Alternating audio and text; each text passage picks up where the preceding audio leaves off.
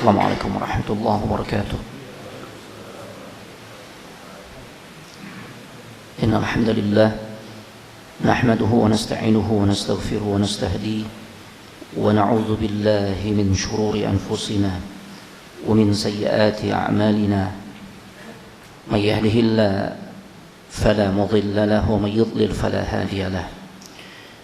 Ashhadu an la ilaha illallah wahdahu la syarika lahu wa ashhadu anna Muhammadan abduhu wa rasuluh la nabiyya wa la rasula ba'dah. Allahumma salli wa sallim ala nabiyyina Muhammadin wa ala alihi wa ashabihi ajma'in. Ya ayyuhalladzina amanu ittaqullaha haqqa tuqatih wa la tamutunna illa wa antum muslimun.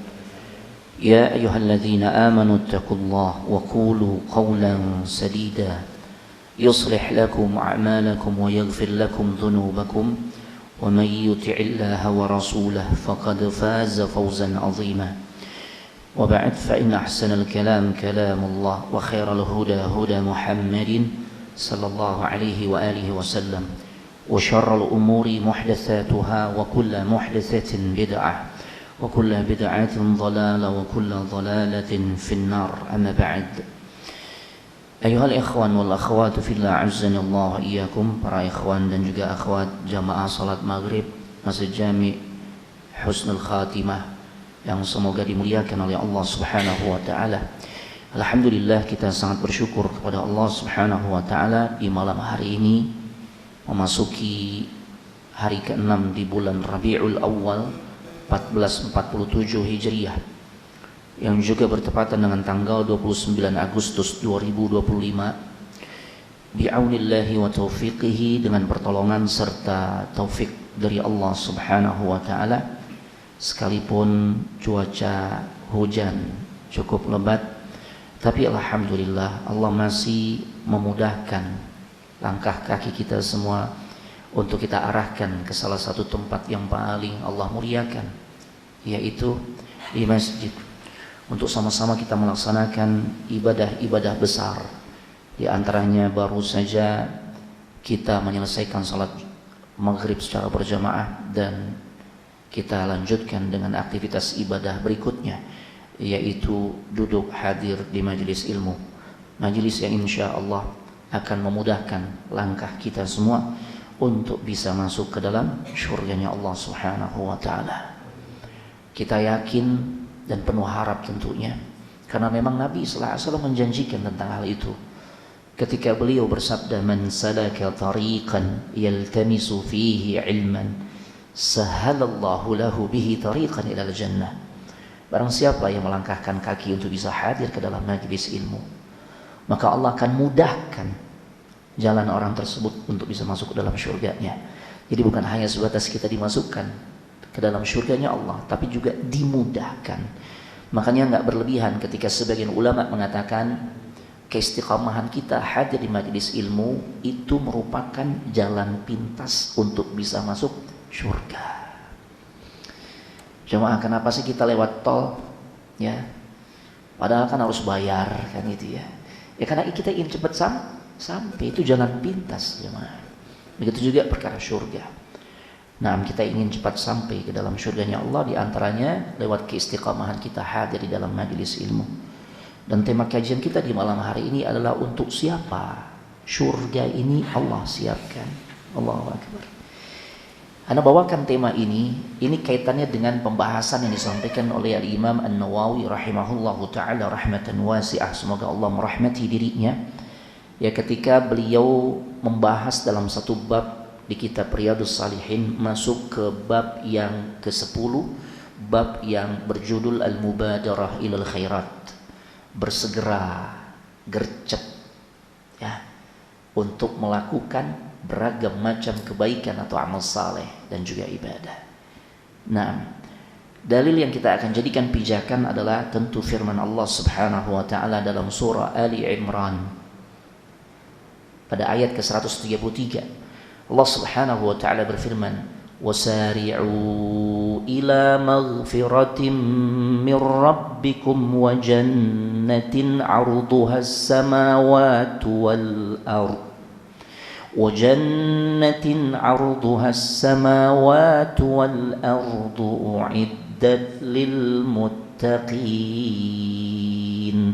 Kata Allah Subhanahu wa taala, dan bersegeralah kalian untuk meraih maghfirah. Kalau terjemahannya apa maghfirah? Ampunan. Dari siapa? Dari Allah, dari Rabb kalian, mir rabbikum. Ya, dan kemudian motivasi berikutnya yang Allah sampaikan untuk kita bersegera adalah di dalam rangka meraih surganya Allah. Dan Allah gambarkan sedikitnya jemaah. Ya, ketika Allah bercerita tentang surga di dalam Al-Quran, atau Nabi menceritakan juga tentang surga di dalam hadisnya, ini hanya sebagian kecil saja dari kenikmatan-kenikmatan surga. Karena kalau yang sesungguhnya, Nabi katakan, ma la ainun ra'at wa la udhunun sami'at wa la khatara ala qalbi bashar. Kenikmatan sesungguhnya yang ada dalam surga itu kenikmatan yang mata nggak pernah memandangnya.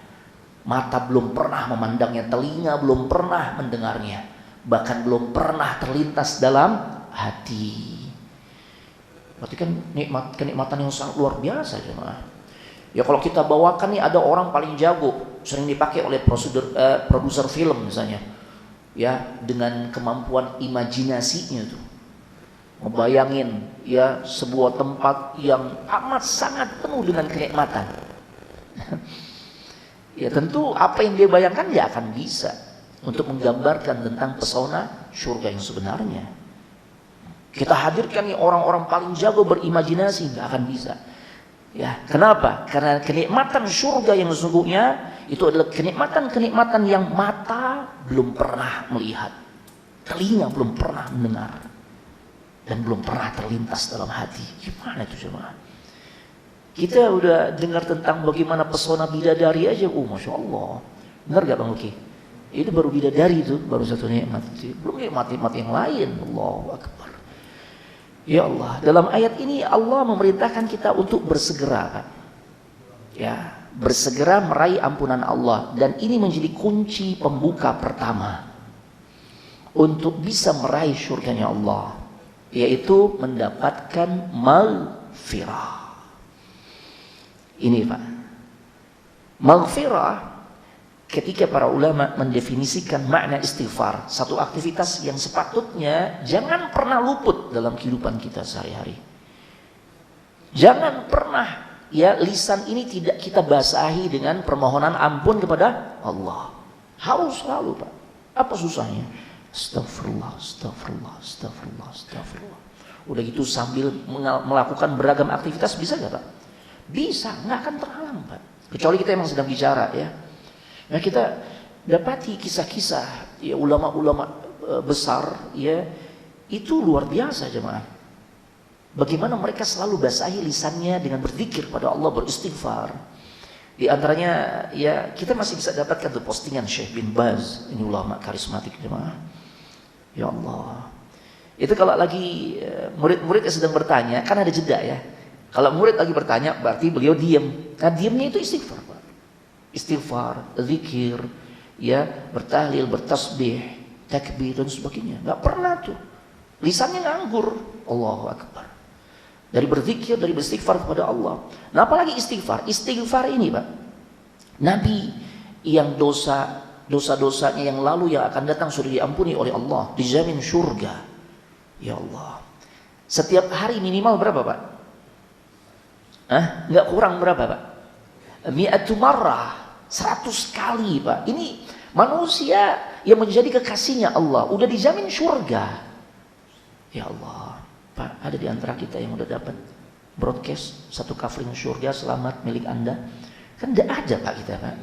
Kita kan cuma bisa berharap, udah gitu harapnya pakai cemas lagi, kan gitu ya? Iya. Kok nggak mau istighfar gitu loh? Ya, Nabi udah pasti dijamin surga, nggak kurang 100 kali, Pak.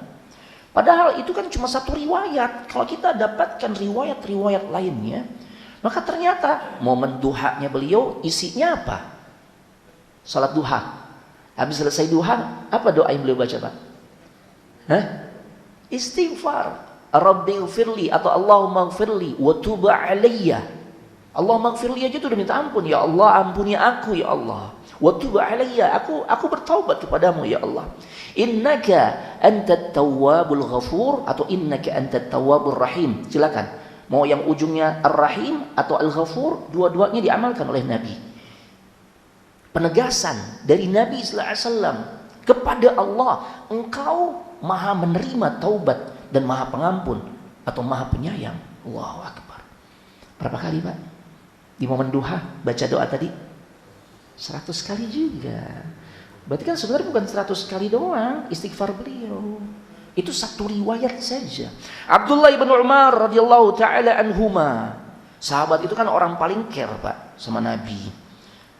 Jadi perilaku Nabi, gerak-gerik Nabi diamatin nggak? Diamatin. Karena mereka tuh komitmennya ingin mengikuti Nabi, Pak. Komitmennya terhadap sunnah, pengen ikut Nabi.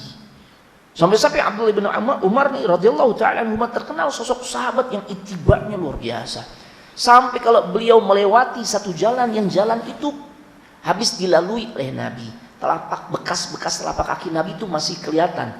Maka beliau pun tatkala jalan lewat jalan tersebut, ya beliau melewati jalan tersebut, maka beliau menempatkan kakinya itu di bekas telapak kaki Nabi. Saking pengennya selalu komitmen mengikuti jalan hidup Nabi sallallahu alaihi wasallam. Sampai kayak begitu, Pak. Ya, beliau mengamati Nabi itu kalau momen-momen misalnya sahabat bertanya gitu ya, Nabi sedang tidak menyampaikan sesuatu, beliau amati itu. Ya, dalam satu majelis begini ngumpul-ngumpul, ya diamnya Nabi isinya istighfar. Dihitungin sama Abdullah ibnu Umar, ternyata nggak kurang dari 100 kali juga, Pak. Ya Allah, luar biasa, Pak. Jadi duha istighfar. Kalau kita duha apa yang kita minta, Pak? Hah? Fulus, Pak. Salah konsep kita, Pak. Iya kan? Coba aja doanya. Allahumma in kana rizqi fis sama' fa anzilhu wa in kana fil ardi fa akhrijhu. Ya Allah, kalau rezekiku masih ada di atas langit, cepat turunin ya Allah. Kalau masih ada di dalam perut bumi, cepat keluarin dong ya Allah, cepat keluarin dong ya Allah. Wa in kana haraman fatahhirhu, kalau masih haram dibikin halal ya Allah.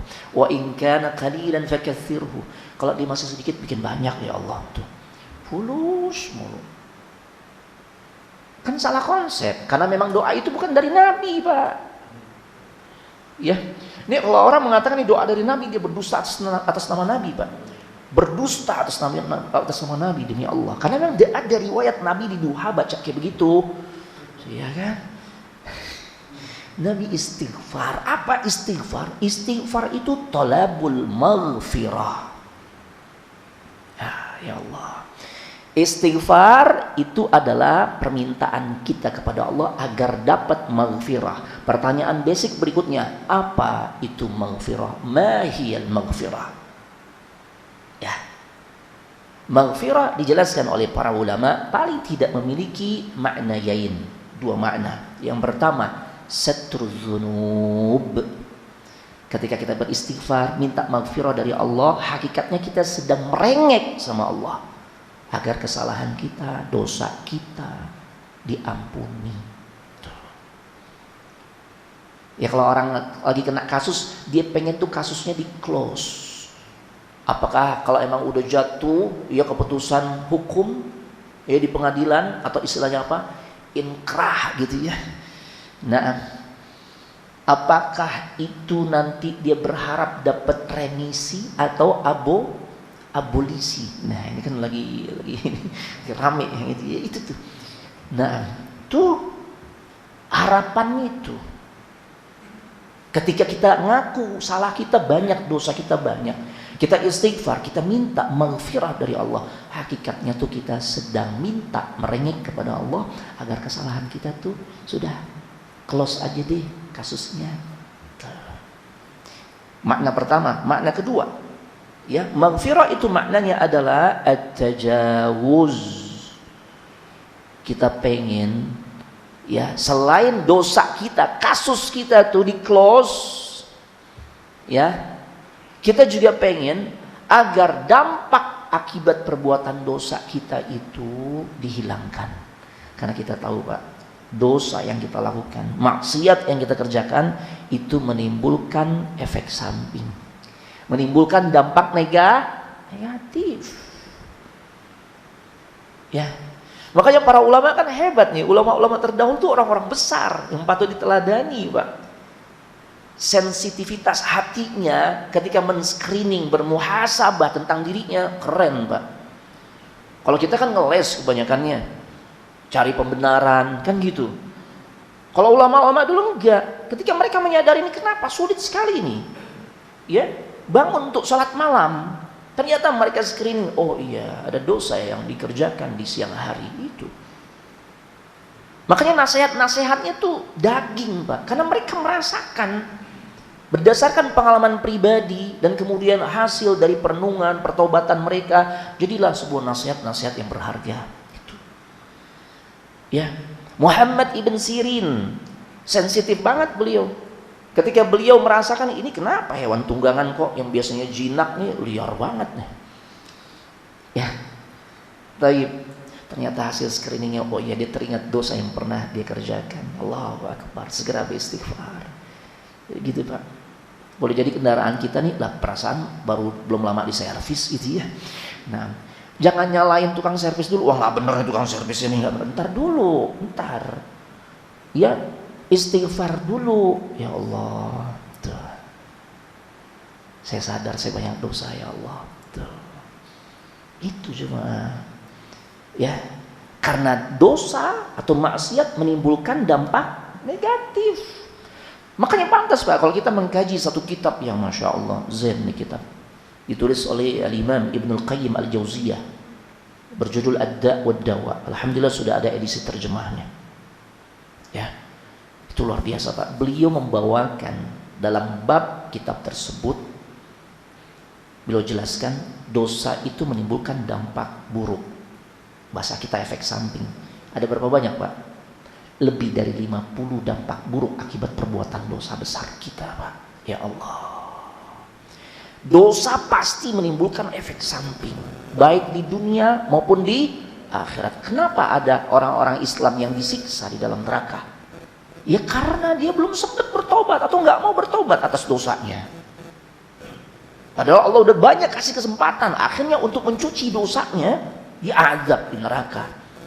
Kalau dosanya memang bukan dosa kesyirikan, masih ada peluang nanti ya setelah siksaan yang dia dapatkan akibat perbuatan dosanya yang dia belum sempat bertobat di dunia, ya sudah dianggap selesai sama Allah, dimasukkanlah dia ke dalam surga selama dia tidak jatuh ya mengakhiri kehidupannya dengan perbuatan syirik besar, kan gitu Pak. Ya, tapi jangan punya cita-cita, oh berarti kabar gembira, selama nggak syirik nanti masuk juga surga, itu enggak masalah dah kalau mampir dulu transit. Jangan begitu. Kalau masalah surga neraka, kita harus punya obsesi yang tertinggi, punya cita-cita tertinggi, masuk surga tanpa transit dulu di neraka. Bahkan Nabi perintahkan minta surganya surga apa Pak? Firdaus. Iya, Firdaus. Nggak masalah karena Nabi perintahkan itu. Ya, sekalipun mungkin sholat malamnya cuma 1 rakaat, ya nggak apa-apa. Nabi perintahkan, ntar juga malu sendiri. Kan gitu ya, minta Firdaus kalau 1 rakaat, nambah, kan gitu. Masya Allah. Ya, ini Pak, dosa menimbulkan efek samping, baik di dunia maupun di akhirat. Jadi kalau nggak segera terhapuskan tuh, ya, efek dosa itu akan merusak diri kita, merusak kehidupan kita. Jadi jangan sampai efeknya itu tumbuh atau muncul besar, baru kemudian kita sadar. Ujung-ujungnya terlambat. Kayak zina. Zina menimbulkan dampak buruk kan? Iya. Bukan cuma pelakunya tuh, pelaku zina yang merasakan dampak buruknya. Keluarga terkena dampak buruk kan? Iya. Lingkungan? Iya. Ya Allah. Narkoba rusak. Menimbulkan dampak buruk tidak hanya bagi para pelakunya juga. Jelas tuh dosa itu punya dampak buruk, punya efek samping yang sangat banyak. Ya, Bahkan kadangkala efek-efek tersebut muncul tanpa terduga. Ya Allah. Makanya para ulama tuh senang banget Pak kalau ada orang yang mengingatkan ya tentang kesalahan dirinya. Contoh Umar ibn Al-Khattab ngasih hadiah Pak. Kalau ada orang yang berani mengingatkan tentang kesalahannya. Ya. Taib. Dijelaskan Umar ibn Al-Khattab berkata rahimallahu mra'an. Semoga Allah merahmati seseorang. Ya, ahda ilayya uyubi. Yang orang ini menghadiahkan, memberikan hadiah kepada diriku dalam bentuk dia kasih tahu apa yang menjadi kesalahanku. Tuh. Ya. Dan akhirnya Umar balas orang tersebut dengan memberikan hadiah. Gimana kalau kita Pak? Dikasih tahu kesalahan kita. Nyampurin urusan orang aja, tuh kan. Ya, kita gak senang Pak. Padahal ternyata orang-orang besar itu senang Pak. Karena mereka sadar ya dosa itu dampaknya sangat luar biasa. Ya kalau bahasa orang sekarang ini efek dominonya ini luar biasa. Kalau hal yang sifatnya destruktif, keburukan Pak. Ya, makanya kalau mereka diingatkan akan kesalahannya, senang mereka. Ya, koreksi itu dianggap oleh Umar hadiah. Koreksi atas kesalahannya, kekeliruannya. Ya. Makanya ada seorang yang masih muda, kana syaban. Ya. Seorang pemuda, tapi sekalipun dia masih muda, memang alim, makanya ditempatkan oleh Umar menjadi salah satu dewan penasehatnya. Namanya Al-Hur ibn Qais. Tuh. Nah, kisah menarik Pak. Al-Hur ibn Qais. Al-Hur punya paman, punya om. Namanya Husain. Nah, binnya anak lupa, anak saya tidak ingat. Si Husain ini pamannya Hur datang ke Hur, minta tolong, saya pengen ketemu Umar dan saya tahu engkau dekat sama Umar kan, engkau menjadi salah satu dewan penasehatnya Umar. Tolong hubungin saya, ya agar bisa ketemu ketemu beliau dan kemudian bisa nanti punya kesempatan berbicara. Ya dengan istilah lain si Al-Hur ini dianggap ordalnya orang dalam gitu ya, biar bisa ya cepat nyambung. Akhirnya minta izin tuh Al-Hur ibn Qais kepada Khalifah Umar ibn Al-Khattab. Ya. Ternyata Pak, mamangnya ini tipikal kalau bahasa kita nih orang Baduy, Pak. A'rabi kana A'rabi. Memang dijelaskan, dia berasal dari pedalaman padang pasir yang jauh dari peradaban, yang tingkahnya ya begitulah. Kita sering dapatkan riwayat-riwayat hadis yang menjelaskan tingkah pola orang-orang Baduy itu, mohon maaf ya dalam tanda petik, suka nyebelin. Loh iya, coba riwayat yang kita sering dengar atau pernah kita dengar, ya Nabi satu waktu ditarik tuh dengan begitu keras sampai berbekas tuh di bagian lehernya tarikannya tersebut. Yang lakukan siapa tuh Pak? Baduy, A'rabi. Ya. Begitu ditarik, Nabi nengok, ya sambil tersenyum. Apa orang Baduy itu katakan kepada Nabi? Ya Rasulullah, a'tini nuqud, bagi saya duit dong. Tuh begitu cara minta duit ya Pak. Gimana nggak nyebelin Pak? Ya, Husain mamangnya Al-Hur ibn Qais, begitu modelnya. Ya, modelnya begitu tuh. Pokoknya hubungin saya, ya dengan Umar ibn Al-Khattab biar saya bisa ketemukan engkau orang dekatnya. Akhirnya minta izin sang ponakan, wahai Khalifah, ya omku, pamanku ingin bertemu denganmu. Ya, jika engkau mengizinkan, saya akan sampaikan kepada dirinya. Akhirnya diizinkan oleh Umar.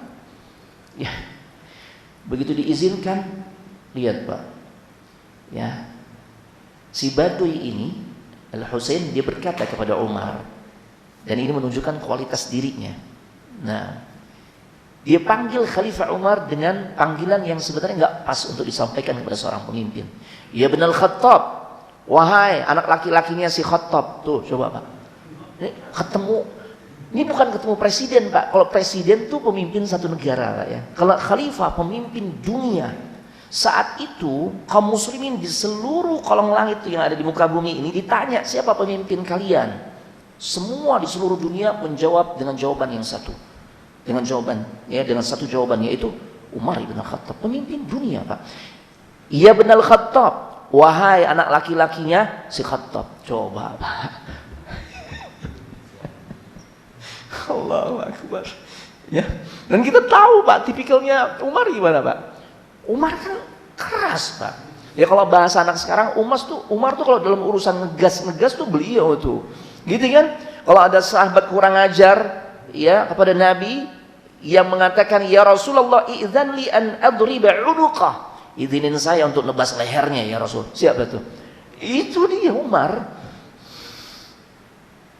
Ya ibnal Khattab, wahai putranya Al-Khattab, ya, la tu'tina, ente enggak bagi kita nih jatah harta yang banyak. Kenapa? Kita dibagi cuma sedikit. Dan ente tidak berhukum dengan hukum yang adil. Oh ya Allah Pak, nggak pakai basa-basi, nyapanya aja udah nggak sopan. Udah gitu isi yang dia mau sampaikan ke Umar hujatan di depan umum Pak. Allahu Akbar. Gimana reaksi Umar Pak? Bisa ketebak gak Pak? Bisa ketebak. Nah apa yang terjadi? Umar ibn al-Khattab pun ya merespon saat itu, ihmarra wajhuhu. Ya Allah, merah Pak mukanya Pak. Ya Umar kalau udah merah kan ini perkara bahaya nih. Ya. Ya Allah. Ya apa yang terjadi Pak? Naam. Al-Hur ibn Qais, ini keren Pak. Ini sang penasehat yang benar-benar penasehat Pak. Maka kalau menempatkan ya seorang untuk jadi penasehat, itu punya kapasitas keilmuan yang baik ya di bidang agama. Keren. Ya. Itu benar-benar ngasih solusi Pak. Nah, bukan justru memperkeruh keadaan. Nah, gitu kan? Dia nggak katakan udah sikat aja tuh pamang saya, nggak gitu. Ya, apa yang dikatakan oleh Al-Hur ibn Qais ketika ngelihat tuh pamannya bersikap kayak gitu, dan kemudian ngelihat juga reaksi Umar udah mulai merah wajahnya nih. Aduh ya Allah, apa yang terjadi Pak? Dia bacakan satu ayat. Ya Khalifah, ya Amirul Mukminin. Nah ini bedanya Pak. Pamannya manggil sahabat Umar, Khalifah Umar dengan sebutan yang tidak beradab. Itu menunjukkan kapasitas keilmuan seorang Pak. Dia jauh dari akses ilmu Pak. Orang-orang Baduy kenapa tingkahnya begitu? Jauh dari akses ilmu. Gitu. Makanya tingkahnya kan bikin gregetan. Itu yang ribut-ribut lagi sholat ya. Yang ketika ada yang bersin, ya kayak sekarang nih kan musim dingin banyak yang bersin kan gitu ya. Hashim gitu kan. Muawiyah ibn Hakim as-Sulami termasuk tuh, Baduy juga. Nah, ada yang bersin, Hashim, alhamdulillah. Yang bersin boleh Pak. Lagi salat ya mengucapkan alhamdulillah boleh. Tapi kita yang dengar nggak berlaku tuh kalau ada orang bersin ya, kita ketika mendengar yang bersin baca alhamdulillah, mengucapkan alhamdulillah, kita yang dengar ucapkan yarhamukallah. Itu nggak berlaku kalau salat. Ya.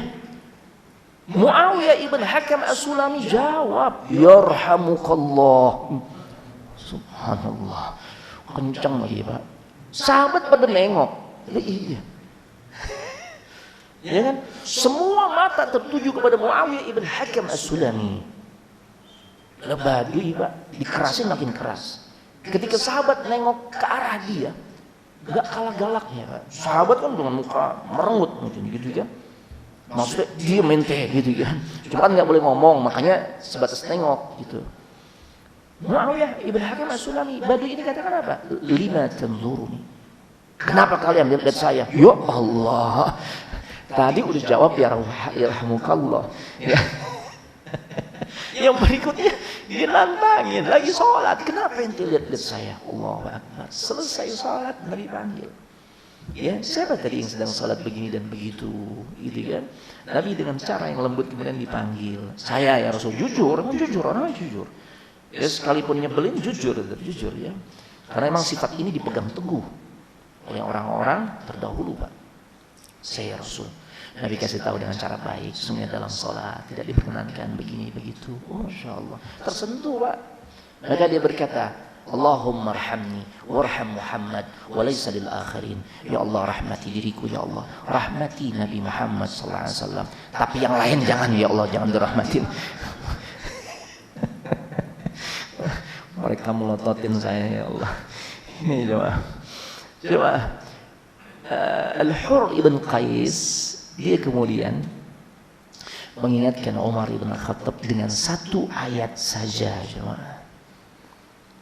Berkata Al-Hur ibn Qais, ya Amiral Mu'minin, bukankah Allah Tabaraka wa Ta'ala itu berpesan kepada Rasulnya? Lihat, ini keren banget nih. Orang berilmu tuh pertama dia sopan, dia panggil ya Amiral Mu'minin, wahai pemimpin buat semua orang yang beriman. Kalau pamannya tadi panggil siapa? Ya benar Al-Khattab, wahai anak laki-lakinya Al-Khattab. Beda ya.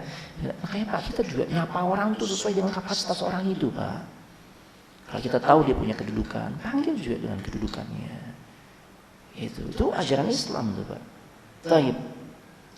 Nah kemudian kata Al-Hur ibn Qais, ya Amirul Mukminin, bukankah Allah pun pernah berpesan kepada nabinya, kepada rasulnya, dan kita tahu rasul lebih mulia dari siapapun, termasuk dibandingkan para sahabat. Sahabat levelnya kan di bawahnya rasul.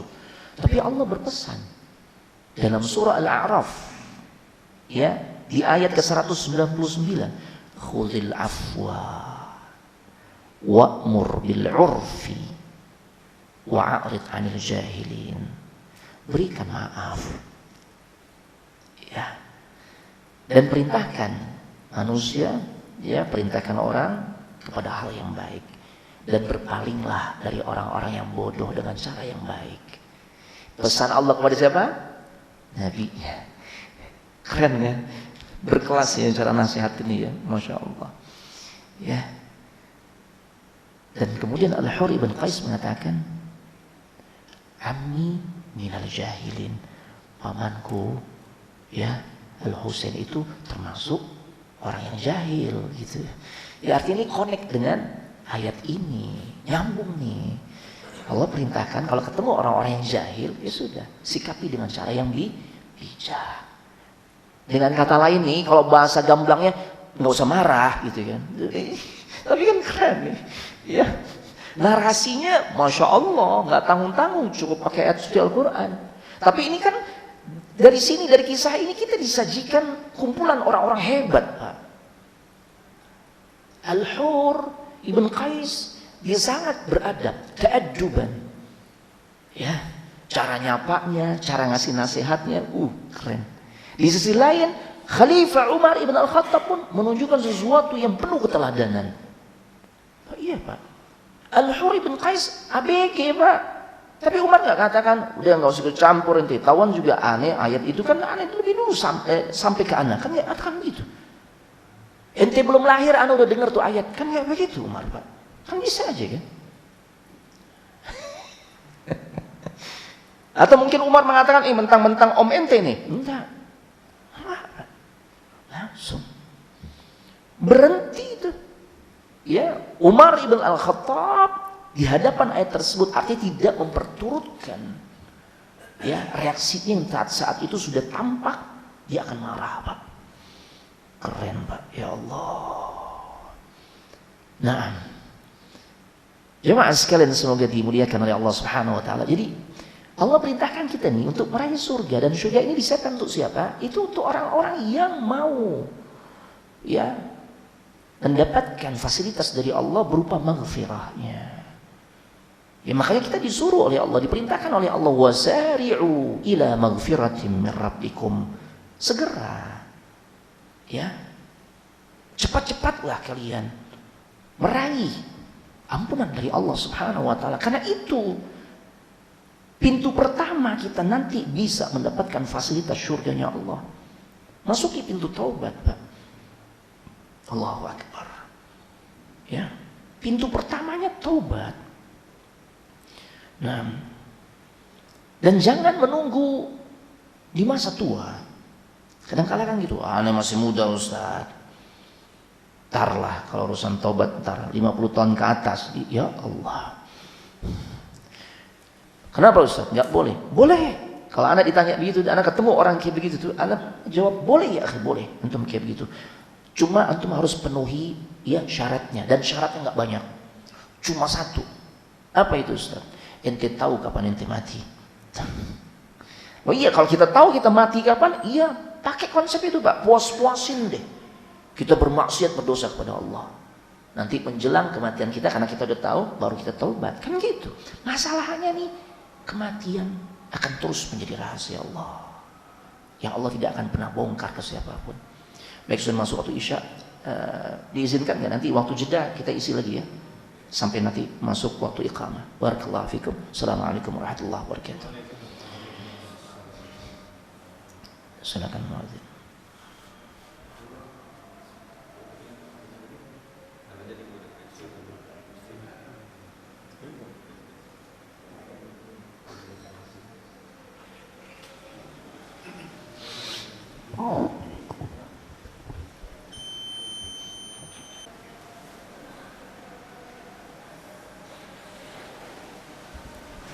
Bismillah.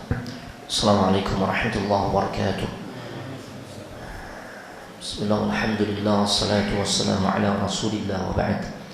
Bapak yang semoga dimuliakan oleh Allah subhanahu wa ta'ala, ya, sedikit koreksi ya, nama A'rabi tersebut bukan Husain ya, tapi Uyainah ibn Hisan ya. Tapi karena memang nama ini nama yang jarang kita dengar ya. Nah, jadi tadi anda keliru ya, bukan Al-Husain tapi Uyainah ibn Hisan. Taib, jamaah yang semoga dimuliakan oleh Allah Subhanahu wa taala. Jadi surga itu Allah siapkan bagi orang-orang yang bersegera untuk meraih ampunannya. Ya.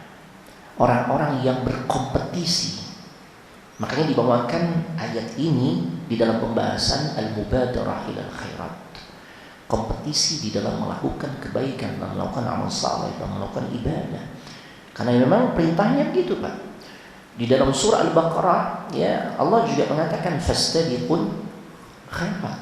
Maka berlomba-lomba di dalam perkara kebaikan, gercep kalau orang sekarang bilang itu gitu Pak. Terlebih alhamdulillah kita bersyukur kepada Allah. Allah kan sudah kasih perangkat pada diri kita, fitur pada diri kita, yaitu punya semangat kompetisi. Loh iya Pak, Allah sudah tanamkan semangat kompetisi. Kalau kita merenungkan bagaimana proses awal kejadian kita hadir ke alam dunia, sebelumnya kan kita berada dalam rahim ya. Dan di awal tatkala ayah kita menyemprotkan sel spermanya ya ke rahim ibu kita, ya kita dapat itu artikel ilmiah mengungkap ada ratusan juta atau bahkan mungkin miliaran tuh sel sperma yang berlomba-lomba, yang berkompetisi membuahi satu sel telur. Dan pemenangnya cuma satu. Siapa pemenangnya Pak? Kita. Potensi itu sudah ada Pak. Arahkan kepada pintu-pintu kebaikan. Di antaranya untuk meraih surganya Allah. Pintu awalnya dapatkan maghfirah. Ya, ini semangat kompetisi ini udah luar biasa Pak, terasa banget nih, sadar nggak sadar Allah sudah kasih Pak. Coba aja pagi hari, terasa nggak semangat kompetisi itu? Kalau kita berada di jalan raya, khususnya ketika di lampu merah, posisi kita nih udah di belakang zebra cross, ya lampu merah, traffic light merah, mulai berubah kuning, hijau, terasa semangat kompetisi saat itu? Kalau pagi hari gimana? Rasanya udah bukan jalan raya, itu serasa Mandalika atau Sentul gitu. Ya. Yang nyolong star ada gak? Ada. Kalau udah pagi-pagi, Masya Allah kompetisi itu.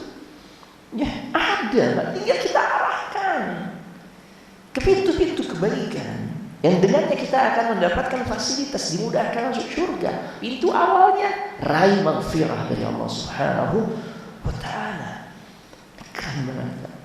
Semangat kompetisi ini kita sudah ada, Allah berikan. Tinggal kita memaksimalkan fitur ini Pak.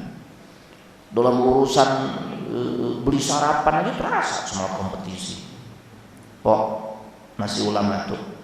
Ya, jangan lupa serundeng banyakin. Di sini ada nasi ulam nggak? Uduk kali di sini. Ada juga kan? Tahu nasi ulam Pak ya? Tahu ya? Nah, iya. Karena khawatir di sini nggak nemu nasi ulam, nasi uduk mau umum. Ini nasi ulam tuh yang mirip nasi uduk, cuma dia pakai serundeng. kelapa yang disangrai. Nah, dia bilang tuh, "Pok, satu nasi ulam, serundeng banyakin. Kemangi dikit aja kemangi." Dia pakai kemangi itu, Pak. Ya. Toge boleh banyakin. Ya, sambal kacang 2 sendok. Lauknya apa? Telur dadar sama balado. Boleh tempe orek dikit lah gitu gitu. Datang yang belakangan. "Pok, nasi ulam 1 juga. Lauknya bakwan aja." Yang dilayangin yang belakangan. Tuh. Reaksi kita gimana, Pak? Hah? Terjadi gak semangat kompetisi saat itu? Kok gimana sih? Ana yang mesen duluan. Masa dia yang dikasih dulu tuh kan? Kompetisi. Ini udah ada, Pak. Allah udah kasih pada kita. Tinggal kita arahkan di pintu-pintu kebaikan. Di antaranya raih maghfirah dari Allah Subhanahu wa taala. Itu pintu awal kita nanti bisa meraih surganya Allah. Yang dimana surganya Allah? Ini kita lihat sedikit apa yang Allah ceritakan tentang kenikmatan surga. Wa jannatin 'arduhas samawati wal ardh. Surga yang dimana ardu itu dalam bahasa Arab, kalau kita terjemahkan, makna yang tepat bukan luas, Pak. Kalau ia namanya luas, itu udah perkalian antara lebar dan panjang, atau panjang dan lebar, kan gitu ya. Nah, ardu karena memang secara bahasa, dalam bahasa Arab itu artinya lebar, Pak. Kalau panjang apa Ustaz? Tul.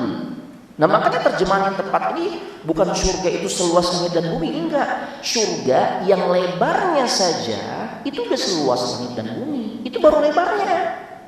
Bagaimana nanti kalau dikalikan dengan panjangnya? Karena kita semua tahu panjang lebih panjang dibandingkan lebar. Ini Allah baru bicara lebarnya surga. Itu udah seluas langit dan bumi. Kan keren banget, Pak. Kita kan sering bercakap, Masya Allah, rumah gede bener kayak istana, kan gitu kan? Ya Allah. Nah, Allah persiapkan untuk siapa nih surga yang lebarnya saja seluas langit dan bumi? Ya tadi yang pertama, yang mau memasuki pintu taubat, yang mau mendapatkan atau meraih maghfirah dari Allah Subhanahu wa taala.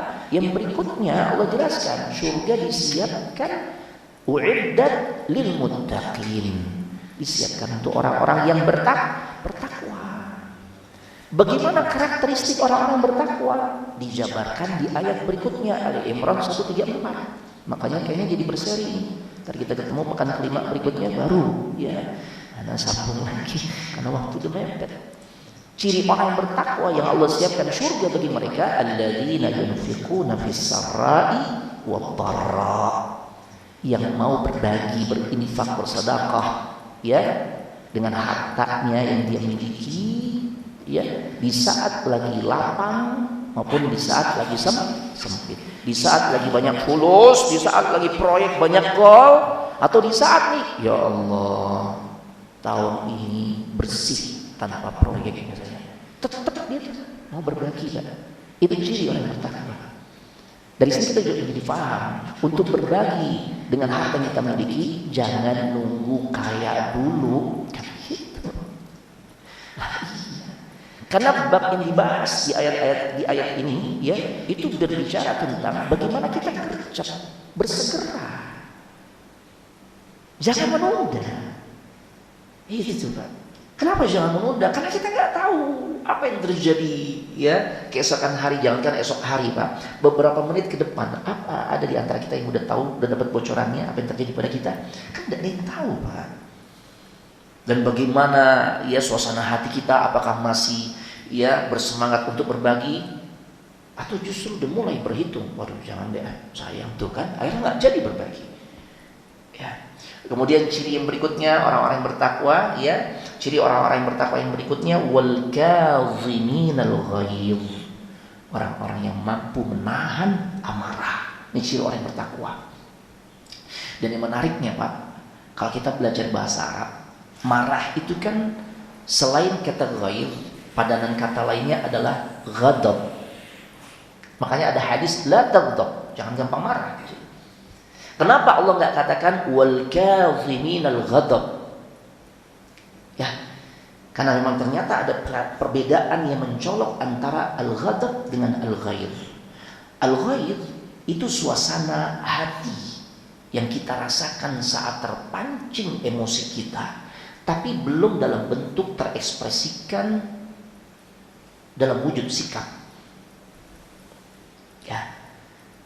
Kalau ghadab itu udah terekspresikan, mata udah gimana mata? Udah marah, merah, nyolot, melotot, gebrak meja termasuk ekspresi ya? Wah itu termasuk. Gemeter juga. Apa lagi? Ngomongnya, bicaranya udah nadanya tinggi. Gitu. Makanya kita suka dapati ya celotehan. Kok ente nyolot sih? Begitu aja marah tuh. Ya karena itu ekspresi gimana. Nah, yang Allah perintahkan atau yang termasuk ciri orang bertakwa, dia mampu tuh meredam perasaan gak nyamannya saat emosinya terpancing yang belum terekspresikan. Jadi masih dalam bentuk suasana hati, Pak. Wah, ini PR-nya berat nih, Pak. Kita kan kadang meledak dulu baru mikir, ya iya salah begitu kan. Gitu kan? Ya. Pantesan, Pak. Ini pantas nih kalau kemudian Allah siapkan surga yang dimana lebarnya itu suasana langit dan bumi. Memang bukan kepada orang-orang sembarangan, Pak. Bapak, mohon maaf ini yang berbicara dia tidak lebih baik dibandingkan yang benar. Kita sedang sama-sama belajar, Pak. Ya, karena anak dimana dia amanahkan untuk menyampaikan sedikit ilmu yang anak miliki. Jadi kita sama-sama belajar, ini berat, Pak. Ya. Dan yang ketiga itu yang Allah katakan ciri orang bertakwa yang Allah siapkan surga bagi mereka, yaitu wal afina 'anil nas, yang mau memaafkan kesalahan saudaranya, kesalahan manusia. Maka tiga ciri ini nanti kita akan bahas pada episode berikutnya. Jadi masih to be continue. Barakallahu fiikum. Berapa detik lagi atau berapa menit lagi? Oh, 4 menit. Baik, ada sesi tanya jawab, ada yang mau nanya silakan. Tafadhal Bapak. Silakan Pak.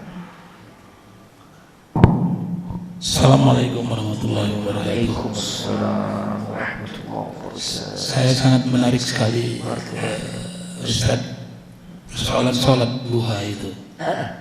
Jadi beberapa Ustaz selalu mengatakan doa-doa yang umum itu, Allahumma inna duha kau ya Allah sekitar setelah gitu ya.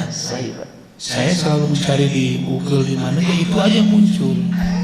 Itu jadi sebenarnya katanya itu bukan hadis Nabi. Jadi ya itu tadi yang dijelaskan oleh Ustaz tadi, istighfar dan sebagainya itu tadi. Nah sebenarnya doa yang mana sih yang sebetulnya bisa pas betul sesuai dengan hadis Nabi, kemudian juga sebab yang lama-lama itu selalu katanya itu dari ulama-ulama dulu katanya. Saya kira itu yang penting karena ya insya Allah kita semua yang ada di sini tiap setelah jam 8 atau hampir jam 9 kita selalu melaksanakan sholat duha itu. Dan selalu katanya ya kita minta rezeki gitu loh. Lalu menghadiahi 360 sekian ruas dalam diri kita ini kita hadiahi dengan sholat itu. Jadi mohon penjelasan yang selia. Demikian. Assalamualaikum warahmatullahi wabarakatuh. Barakallahu fiik. Ya. Nah, ini pertanyaan bagus, Pak. Kalau yang berkaitan dengan duha, 2 rakaat duha yang kita kerjakan itu sebagai penunaian sedekah terhadap persendian, nikmat persendian yang Allah berikan yang jumlahnya 360 itu benar. Ada hadis yang sahih. Nah, tapi kalau berbicara tentang lafaz redaksi doa dalam sholat duha yang tadi Bapak katakan itu memang jelas bukan dari Nabi SAW. Dan sekali lagi Pak, bukan berarti doa yang dari para ulama itu kita katakan otomatis jelek, enggak, atau enggak patut kita ikuti, enggak. Cuma tatkala ketika kita sudah dihadapkan pada pilihan antara yang datangnya dari Nabi dengan yang bukan dari Nabi, atau Nabi sudah memberikan ya contoh spesifik terkait sebuah doa dalam sebuah momen, ya maka tentu tidak ada pilihan yang terbaik lainnya kecuali kita mengikuti sunnah beliau. Itu Pak. Ya karena sebenarnya yang tadi Bapak jelaskan itu sudah sebuah pengakuan memang bukan dari Nabi. Cuma boleh jadi sebagian ustadz belum sampai kepada dirinya tentang hadis tersebut. Doa di dalam duha yang Nabi sampaikan, yang beliau baca mi'atu marrah, Allahumma gfirli wa tub alayya innaka antat tawwabul ghafur, atau innaka antat tawwabur rahim. Ya tentu ya kita saling melengkapi kan. Karena manusia tidaklah diberikan ilmu melainkan sedikit. Boleh jadi belum sampai kepada dirinya tentang hadis tersebut. Nah disinilah tanggung jawab ilmiah yang perlu kami tunaikan. Ya karena hadis tersebut telah sampai kepada kami, ya maka kami sampaikan kepada para jamaah agar kita komitmen mengikuti sunnah Nabi Sallallahu Alaihi Wasallam, sehingga ibadah kita termasuk duha atau sholat duha kita nih ya peluang diterima di sisi Allah lebih besar, karena ya cara yang kita lakukan di dalam berduha diantaranya doa-doa yang kita sampaikan bersesuaian dengan sunnah Nabi Sallallahu Alaihi Wasallam. Jadi simple aja gitu. Karena manusia memang diberikan ilmu sedikit-sedikit. Ada yang memang sudah sampai kepada dirinya, ada yang belum. Ya, nah, karena alhamdulillah tadi juga sudah tersampaikan, memang itu bukan dari Nabi tapi dari para ulama. Nah, kita kan sekarang alhamdulillah sudah dapat riwayat yang jelas yang dimana Nabi Sallallahu Alaihi Wasallam ternyata mengamalkan doa tersebut. Berarti yang pilihan terbaik adalah yang datangnya dari Nabi Sallallahu Alaihi Wasallam. Barakallahu fiikum. Ini bisa Anda sampaikan, tutup dengan doa kafaratul majlis. Subhanakallahumma wa bihamdik, asyhadu an la ilaha illa anta, astaghfiruka wa atubu ilaik. Assalamualaikum warahmatullahi wabarakatuh.